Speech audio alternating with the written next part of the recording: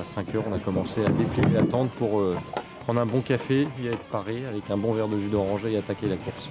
J'ai jamais fait des distances aussi grosses. Donc la plus grosse distance que j'ai fait c'est 60. Donc j'espère pouvoir finir. Je joue pas la gagne, j'espère finir, prendre du plaisir, mais ça va pas être facile. It's good fun, so come to it. So here we are. Là, vous avez l'apéro de 11h30, le repas de 12h et le repas de 13h. On a dit l'objectif c'est de tout finir. Voilà. Le repas ou la course? Les deux. On espère finir et faire les 130 km avant 21h ce soir. Ce sera déjà bien. C'est reparti, il y a une belle édition. C'est une manifestation à laquelle nous sommes très attachés. Parce que c'est toute l'image de cette Dordogne qui est notre belle Dordogne. On a tout fait pour que cet événement soit promu parce que c'est à la fois la promotion de la Dordogne et c'est de cette belle rivière et c'est la promotion du département et de la ville d'Argentat bien sûr. 5, 4, 3, 2, 1, stop!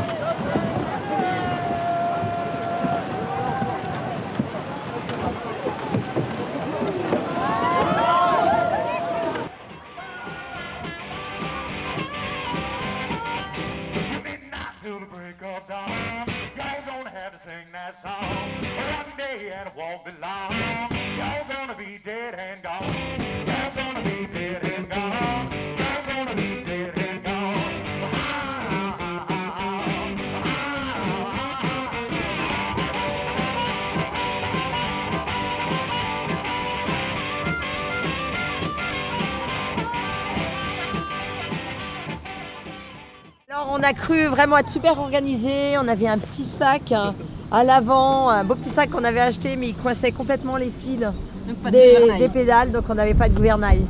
Donc on est allé un peu tout droit, un peu complètement dans la pile du pont et puis après bon, on a nagé mais elle était bonne hein, quand même, elle était pas mauvaise. Bonne mise en bras.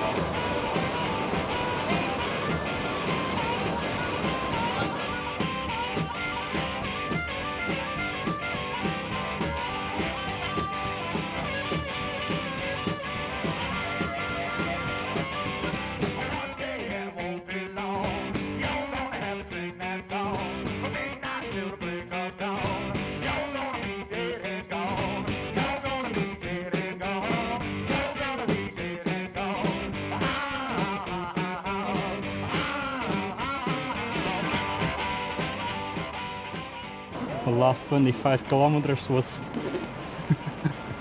Hard. yes, hard. Would you come back again, do you think? I don't know, not next year. Pour l'instant, ça va. Il y avait beaucoup de monde pour le départ déjà, 200 compétiteurs, 100 bateaux, donc ça c'était très satisfaisant.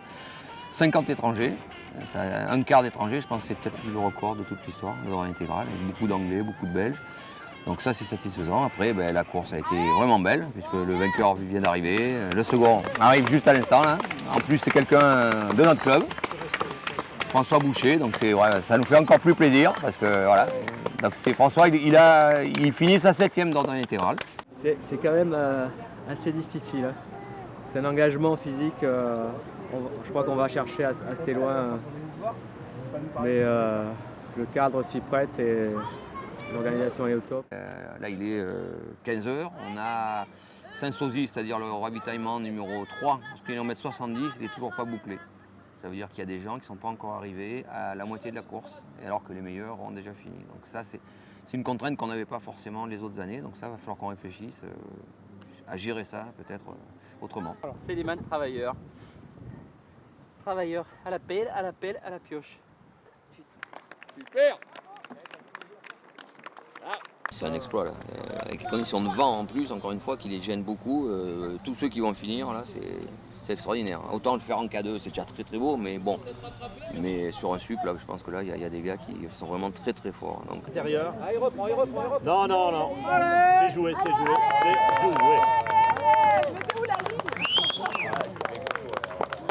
Je sais pas comment ils font. Bravo. Eh bien, bien. Il y a eu du suspense, entre guillemets. On est parti en mode balade et puis à un moment on s'est dit mais il est où Francky? Il est où Franck là? Donc du coup ça a été la chasse à l'homme pendant 90 bornes. No, it was quite fun. There's that long 20k stretch that just like where there's nothing and it just kills you right in the middle, yeah. But after we stopped for about 5 minutes, we're good to go again.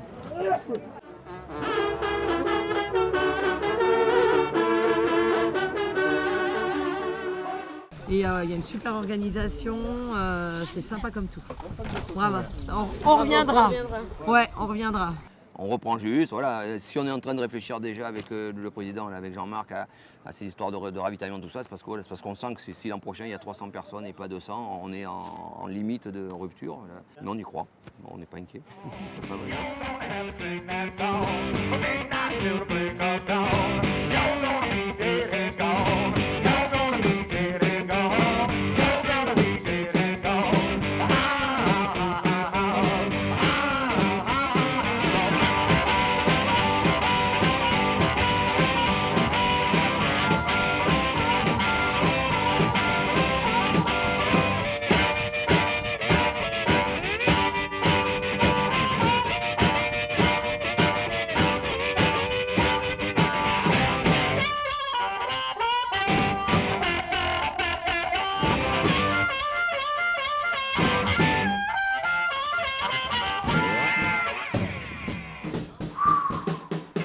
Woo!